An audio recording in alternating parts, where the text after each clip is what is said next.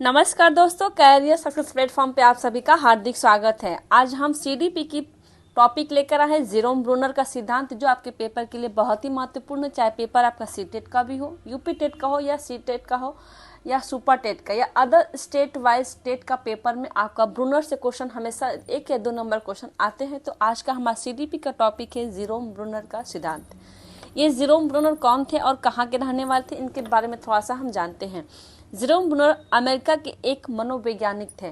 Paper में question आ सकता है कि जेरोम ब्रूनर कहाँ के मनोवैज्ञानिक थे, तो एक अमेरिका के मनोवैज्ञानिक थे। इन्होंने क्या दिया है, तो जिन्होंने संज्ञानात्मक विकास पर एक नए सिद्धांत का प्रतिपादित किया है, जो जीन पियाजे के संज्ञानात्मक विकास के विकल्प के रूप में माना गया है। ठीक है, ब्रूनर क्या है, तो ब्रूनर ने संज्ञानात्मक विकास का एक मॉडल प्रस्तुत किया था। इन्होंने क्या प्रस्तुत किया था, तो संज्ञानात्मक विकास का एक मॉडल प्रस्तुत किया था, जिसके द्वारा मनुष्य अपने वातावरण से सामंजस्य स्थापित कर सकता है। किसके अनुसार? ब्रूनर के अनुसार। इन्होंने ये कहा था कि जो संज्ञानात्मक विकास का जो मॉडल प्रस्तुत किया था ब्रूनर ने, तो जिसके अनुसार मनुष्य अपने वातावरण से सामंजस्य स्थापित कर सकता है।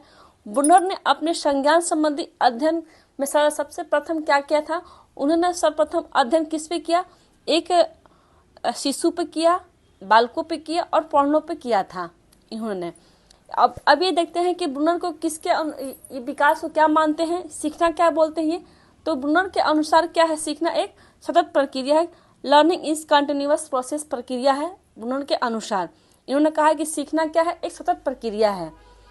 इनको किस नाम से भी जानते हैं, तो इनको एक डिस्कवरी लर्निंग, जिसको अधिगम खोज कहते हैं, इनके नाम से हम जानते हैं। पेपर में क्वेश्चन आ सकता है कि खोज अधिगम के नाम से हम किसे जानते हैं, तो जेरोम ब्रूनर को हम एक खोज अधिगम के नाम से भी जानते हैं। ठीक है, अब हमें ये देखते हैं कि जो इसके फोल्डिंग मचान है, उसका श्रेय किसको जाता है, तो उसका श्रेय जो है समप्रत्यय किसने दिया है, तो ब्रूनर ने दिया है। मचान या जो पाढ़, इसके फोल्डिंग का समप्रत्यय किसको दिया गया है, ब्रूनर को दिया गया। लेकिन इसका प्रयोग किसने कर दिया है, वाइगोत्स्की ने। जो हम बच्चों को जो टेम्परेरी हेल्प करते हैं, जैसे कोई बच्चा साइकिल चला रहा है, पीछे से गार्जियन साइकिल को हल्का सपोर्ट कर देता है, उसी को मिसके फोल्डिंग या पाढ़ या मचान बोलते हैं। मतलब टेम्परेरी जो हेल्प है, बच्चा कोई मैथ का सॉल्व कर रहा है पेपर, उसमें थोड़ा सा अटक गया या कहीं फंस गया, बस उसको थोड़ा सा जो हिंट देते हैं हेल्प, उसी को हम क्या बोलते हैं, मचान या पाढ़ या इसके फोल्डिंग बोलते हैं। तो इसका श्रेय संप्रत्यय किसको दिया गया है, संप्रत्यय तो दिया है ब्रूनर ने, लेकिन प्रयोग किसने किया था, वाइगोत्स्की ने। इसी तरह से अगर पेपर में क्वेश्चन आ सकता है कि मचान या जो पाढ़ है, इसका संप्रत्यय किसको दिया गया है, तो ब्रूनर का, लेकिन प्रयोग किसने किया था, वाइगोत्स्की ने।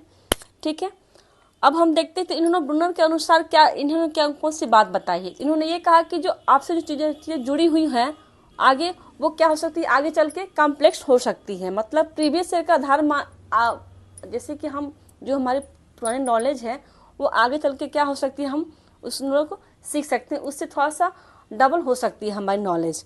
ठीक है, अब हम देखते हैं कि ब्रूनर के अनुसार कितनी अवस्थाएं दी गई है, तो ब्रूनर के अनुसार इनकी 3 अवस्थाएं दी गई हैं। लेकिन पियाजे के अनुसार कितनी अवस्थाएं दी गई हैं, तो पियाजे के अनुसार 4 अवस्थाएं दी गई है। इसको पेपर में बिल्कुल ध्यान रखिएगा, पेपर में क्वेश्चन आ सकता है कि ब्रूनर के अनुसार कितनी अवस्थाएं दी गई हैं, 3। पियाजे के अनुसार कितनी दी गई है अवस्थाएं, तो 4। कौन कौन सी है? एक तो है फर्स्ट हमारा क्रियात्मक अवस्था या निर्माण विधि भी इसे हम कहते हैं, जो 0 से 2 वर्ष की अवस्था होती है। सेकेंड हमारा प्रतिबिंबात्मक, ये थोड़ा सा गलत हो गया, तथा प्रतिबिंबात्मक अथवा या छायात्मक अवस्था, इसको जो 2 से 7 वर्ष की अवस्था होती है, इसको छायात्मक बोलते हैं या प्रतिबिंबात्मक अवस्था भी बोलते हैं। थर्ड हमारा क्या है, तो संकेतात्मक अवस्था या चिन्ह आधारित अवस्था होती है। इस अवस्था में जो 7 से 11 से एबव की अवस्था होती है। ठीक है, क्रियात्मक में क्या होता है, तो क्रियात्मक से इसमें बच्चा क्या करता है, इसमें बच्चा टच या फील या टच करके सीखता है। इसमें बच्चा क्या होता है, डायरेक्टली एक्टिविटी करता है। ठीक है, और जो आपका ये है प्रतिबिंबात्मक, ये जिसको हम छायात्मक बोलते हैं, इसमें बच्चा पिक्चर के थ्रू सीखता है। मतलब हम कोई इमेज दिखा देंगे बच्चे को, अगर हम बच्चे को पढ़ा रहे हैं कोई भी चीज़, A for apple, B for ball, उसको हम चित्र देख के पढ़ाएंगे तो बच्चा क्या होता है, जल्दी सीखता है। ठीक है, और संकेत में क्या होता है, तो किसी बच्चे को हम सिंबॉलिक स्टेज लैंग्वेज बेस्ड है, जैसे इसका बच्चे को हम बोलकर सिखाते हैं। अगर हम किसी को बच्चे को हम कहेंगे कि तुम हम जैसे पढ़ रहे हैं तुम भी साथ में पढ़ो, तो वो क्या हो गया हमारा संकेत या चिन्ह, मतलब बोल कर जिसको हम सिखाते हैं उसको हम सिंबॉलिक बोलेंगे या संकेतात्मक या चिन्ह आधारित आयु का अवस्था बोलते हैं। अब हम देखते हैं आगे चल के कि ब्रूनर ने कितने सिद्धांत दिए हैं। तो ब्रूनर के अनुसार 3 सिद्धांत है। कौन कौन से हैं? एक तो संरचनात्मक सिद्धांत है, दूसरा निर्मितवाद का सिद्धांत है, थर्ड आपका अन्वेषण का सिद्धांत। पेपर में क्वेश्चन आ सकता है कि अन्वेषण सिद्धांत किसका है, तो ब्रूनर के अनुसार है। निर्मितवाद का सिद्धांत किसके अनुसार है, तो जेरोम ब्रूनर के अनुसार है। संरचनावाद का सिद्धांत किसका है, तो जेरोम ब्रूनर का। अगर पेपर में इसमें तीनों से कोई आ सकता है तो आप बस बताएं कि ब्रूनर के अनुसार कितने सिद्धांत हैं, तो 3, संरचनावाद, संरचनात्मक, निर्मितवाद और अन्वेषण का सिद्धांत। ये जेरोम ब्रूनर सिद्धांत के अनुसार है। अब हम थोड़ा सा देखते हैं कि इनको जो 3 अवस्थाएं हैं उस अवस्था में बच्चे क्या क्या क्रिया करते हैं, उसके बारे में थोड़ा सा पढ़ लेते हैं, क्योंकि पेपर में हर बार क्वेश्चन आता है कि ब्रूनर के अनुसार क्रियात्मक अवस्था में बच्चा क्या एक्टिविटी किस तरह करता है और कैसी खोज करता है। तो हम देखते हैं। तो क्रियात्मक अवस्था आपकी जो 2 वर्ष की अवस्था होती है।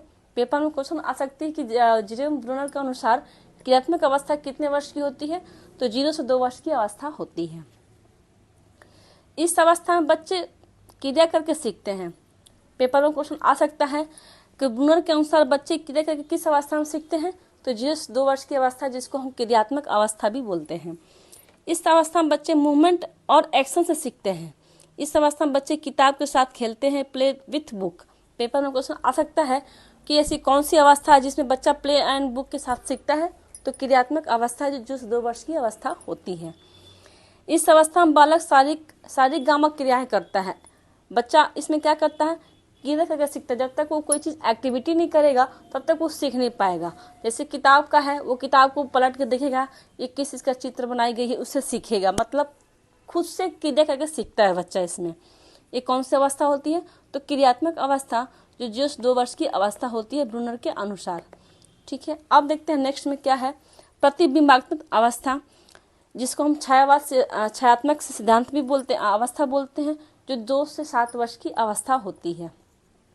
इस अवस्था में बच्चा क्या करता है, इस अवस्था में बच्चे लर्न थ्रू इमेज और आइकन, चित्रों के माध्यम से सीखते हैं। अगर हम बच्चे को पढ़ाएंगे A for apple, B for ball, C for cat, तो अगर हम चित्र से दिखा के बच्चों को हम पहचान कराएं कि ए फॉर एप्पल है, एप्पल ए से एप्पल हो गया, ए फॉर एप्पल, तो बच्चे क्या होते हैं, चित्र के माध्यम जल्दी सीखते हैं। ठीक है, इस अवस्था में बच्चे का भाषा विकास कैसा होता है, तेजी के साथ होता है। अगर पेपर में क्वेश्चन आ सकता है कि जेरोम ब्रूनर के अनुसार किस अवस्था में भाषा का विकास तेजी से होता है, तो वो आपकी अवस्था होती है 2 से 7 वर्ष की अवस्था, जिसको छायात्मक या प्रतिबिंबात्मक अवस्था बोलते हैं। ठीक है, इस अवस्था में बच्चा जिज्ञासु होता है। कौन सी अवस्था में बच्चा जिज्ञासु होता है, तो 2 से 7 वर्ष की अवस्था में। इस अवस्था में बच्चों चित्रों के माध्यम जल्दी सीखते हैं। पेपर में क्वेश्चन आ सकता है कि ब्रूनर के अनुसार कौन सी अवस्था में बच्चे चित्रों के माध्यम जल्दी सीखते हैं, 2 से 7 वर्ष की अवस्था, जिसको हम छायात्मक अवस्था भी बोलते हैं।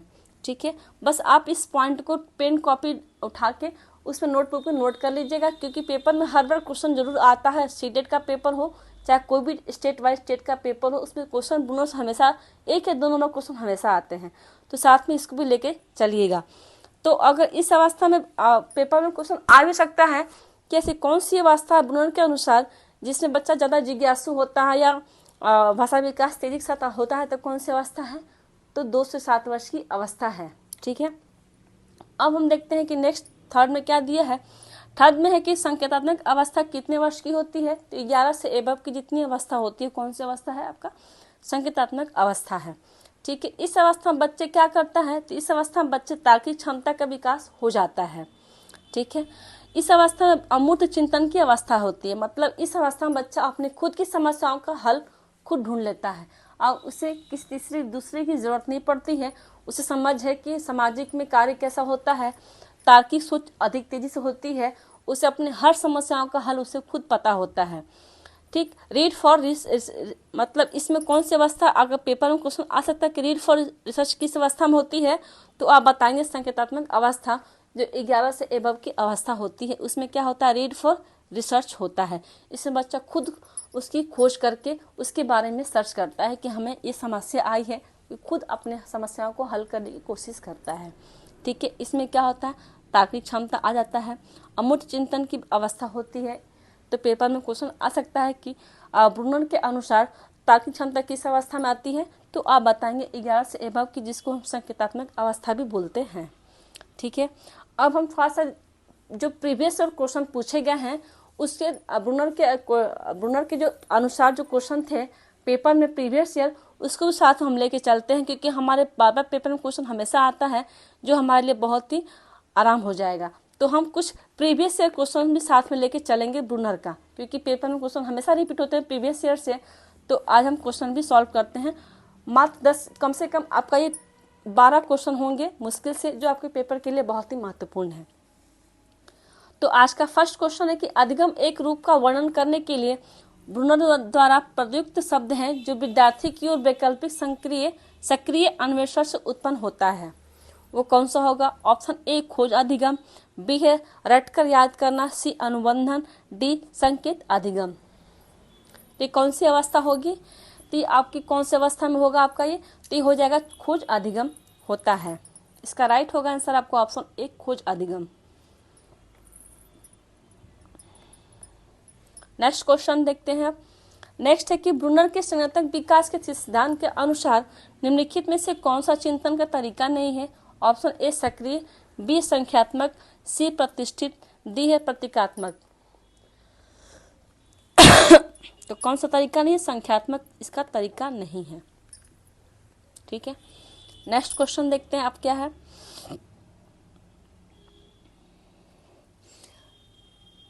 नेक्स्ट है कि राम कक्षा में छात्रों की सक्रिय भागीदारी से सीखने के लिए कई तरह की गतिविधियों का आयोजन करता है, वह सीखने की किस विधि का अनुसरण कर रहा है? ऑप्शन ए प्रतीकात्मक विधि, बी है कार्य विधि, सी सक्रियता विधि, डी ऐतिहासिक विधि।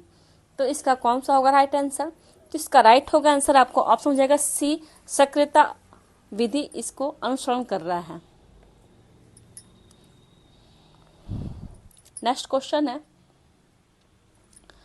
बच्चों में अमूर्त स्तर पर कार्य करने की क्षमता विकसित करने के लिए निपुणन का कौन सा सबसे अधिक उपयुक्त है? ऑप्शन ए प्रतीकात्मक मूर्त चित्रात्मक, बी है मूर्त चित्रात्मक प्रतीकात्मक, सी चित्रात्मक प्रतीकात्मक मूर्त, डी है प्रतीकात्मक चित्रात्मक मूर्त। तो इसका राइट कौन सा होगा आंसर इसका? तो इसका राइट होगा आंसर आपको ऑप्शन हो जाएगा बी मूर्त चित्रात्मक प्रतीकात्मक अवस्था होती है। नेक्स्ट क्वेश्चन है, ब्रूनर के प्रतिबिंबात्मक अवस्था पियाजे के संज्ञानात्मक विकास की किस अवस्था में मिलती जुलती है? ऑप्शन ए मूर्त संज्ञानात्मक अवस्था, बी संवेदीगामक अवस्था, सी औपचारिक संज्ञानात्मक अवस्था, डी है पूर्व संज्ञानात्मक अवस्था। तो कौन सी अवस्था बिल्कुल मिलती जुलती है? तो वह आपका है ऑप्शन डी पूर्व संज्ञानात्मक अवस्था है जो मिलती जुलती है, क्योंकि ये भी आपका 2 से 7 वर्ष की अवस्था होती है। नेक्स्ट क्वेश्चन देखते हैं। किसने तर्क दिया कि स्वयं के लिए खोज में अभ्यास किसी को इस तरह से जानकारी प्राप्त करने के लिए सिखाता है जो समस्या को सुलझाने में उस जानकारी को अधिक आसानी से व्यवहार बनाता है? ऑप्शन ए पालो, बी है पाउलो फ्रेइरे, सी है बीएफ स्किनर, डी है जेरोम ब्रूनर। तो इसका राइट होगा आंसर कौन सा? तो इसका राइट होगा आंसर आपका जेरोम ब्रूनर। नेक्स्ट क्वेश्चन है, अपने कार्यों को करना और उनके परिणामों को अनुभव करके सीखना क्या है? ऑप्शन ए क्रिया प्रस्तुत अनुकूलन, बी है प्रतिनिधि रूप अध्ययन, सी सक्रिय अधिगम, डी है समस्या हल। तो इसका राइट होगा आंसर आपको ऑप्शन सी सक्रिय अधिगम। क्या हमारे अपने कार्यों को करना और उनके परिणामों को अनुभव से सीखना क्या हमारा? तो सक्रिय, जिसको इनेटिव लर्निंग भी बोलते हैं। नेक्स्ट क्वेश्चन है, बच्चे डैश डैश तरीके से सीखते हैं और डैश डैश तरीके से नहीं सीखते हैं। ऑप्शन ए वर्तुकाल एक रेखीय, बी है एक रेखीय वर्तुकाल, सी है यांत्रिकतावादी या संरचनावादी, डी है निर्देशात्मक या संरचनावादी। तो इसका राइट कौन सा होगा आंसर इसका? तो इसका राइट होगा आंसर आपको ऑप्शन ए बच्चे क्या होते हैं? तो बच्चे वर्तुलाकार तरीके से सीखते हैं और एक रेखीय तरीके से नहीं सीखते हैं, क्योंकि ब्रूनर के अनुसार क्या होता है, तो ब्रूनर ने बताया है कि जो स्पाइरल करिकुलम किसने दिया है, स्पाइरल करिकुलम इसकी बात किसने की है, तो ब्रूनर के अनुसार क्या है, सीखना एक स्पाइरल करिकुलम है। ठीक है, बच्चा क्या जो पिछली कक्षा में पढ़ा था उसको भी भूल जाता है बच्चा, तो ये कौन सा होगा आपका राइट होगा आंसर, आपका ऑप्शन ए वर्तुलाकार रेखीय होगा। नेक्स्ट क्वेश्चन देखते हैं अब क्या है। नेक्स्ट है कि जेरोम ब्रूनर कहाँ के निवासी थे, ऑप्शन ए अमेरिकन, बी है फ्रांस, डी इटली, सी रूस। ये कहाँ के मनोवैज्ञानिक थे, तो ये अमेरिकन के निवासी थे। नेक्स्ट क्वेश्चन है, आयु के किसी भी पड़ाव पर बालकों को कुछ भी सिखाया जा सकता है, यह कथन किसका है, ऑप्शन ए जीन पियाजे, बी है जेरोम ब्रूनर, सी एरिक्सन, डी वाटसन। तो इसका राइट कौन सा होगा आंसर, इसका राइट होगा आंसर आपका ऑप्शन बी जेरोम ब्रूनर के अनुसार ये कथन कही गई है कि आयु की किसी भी पड़ाव पर बालकों को कुछ भी सिखाया जा सकता है। नेक्स्ट क्वेश्चन देखते हैं आप। जेरोम ब्रूनर ने संज्ञानात्मक विकास की कितनी अवस्थाएं दी है, तो ऑप्शन ए 2, बी है 3, सी है 4, डी है 6। तो इसका राइट होगा आंसर आपको ऑप्शन बी। ब्रूनर के अनुसार कितनी अवस्थाएं हैं, 3, लेकिन पियाजे के अनुसार कितनी अवस्थाएं हैं, तो 4। कौन कौन सी है, आपका संवेदी गामक अवस्था भी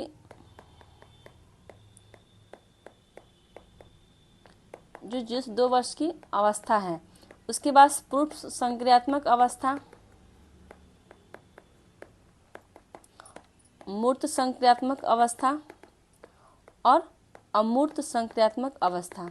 पियाजे के अनुसार 4 अवस्थाएं दी गई थी, कौन कौन, संवेदी गामक अवस्था, सेकेंड है पूर्व संक्रियात्मक अवस्था, थर्ड है मूर्त संक्रियात्मक अवस्था, फोर्थ है अमूर्त संक्रियात्मक अवस्था।